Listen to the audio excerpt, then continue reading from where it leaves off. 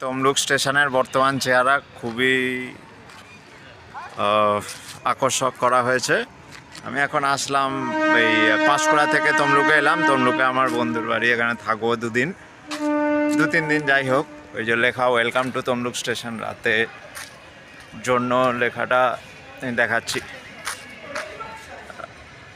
হ্যাঁ, welcome to Tamluk station focus করছি, welcome to Tamluk station, ঠিক আছে।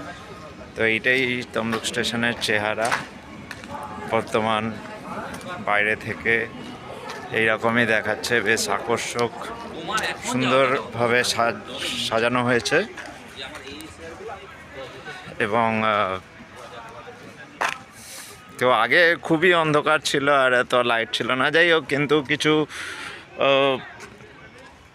কিছু লোকের ক্ষতিও হয়েছে, যেমন আশেপাশে আরও টি স্টল ছিল যেগুলোকে থাকতে দেওয়া হয়নি এই সৌন্দর্যায়নের জন্য।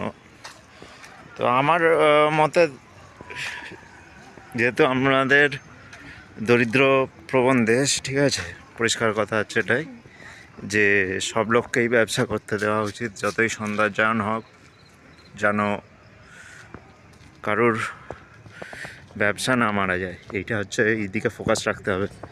সৌন্দর্যায়ন করলেই হবে না, দেশের পতাকা চলছে।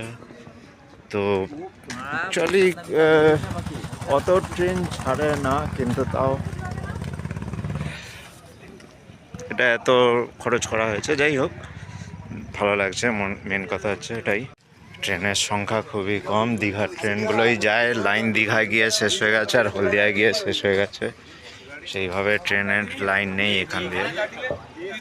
সেই হিসাবে অনেকে বলতে পারে যে খরচটা বেশি করা হয়ে গেছে, যাই হোক বেশ ভালো। যাই রেলের কাছে যা পয়সা আছে, এই খরচটা হয়তো কিছুই নয়। তো এটাই হচ্ছে তমলুক স্টেশনের বর্তমান চেহারা। বেশি দিন হয়নি, 3-4 মাস হয়েছে। Thank you.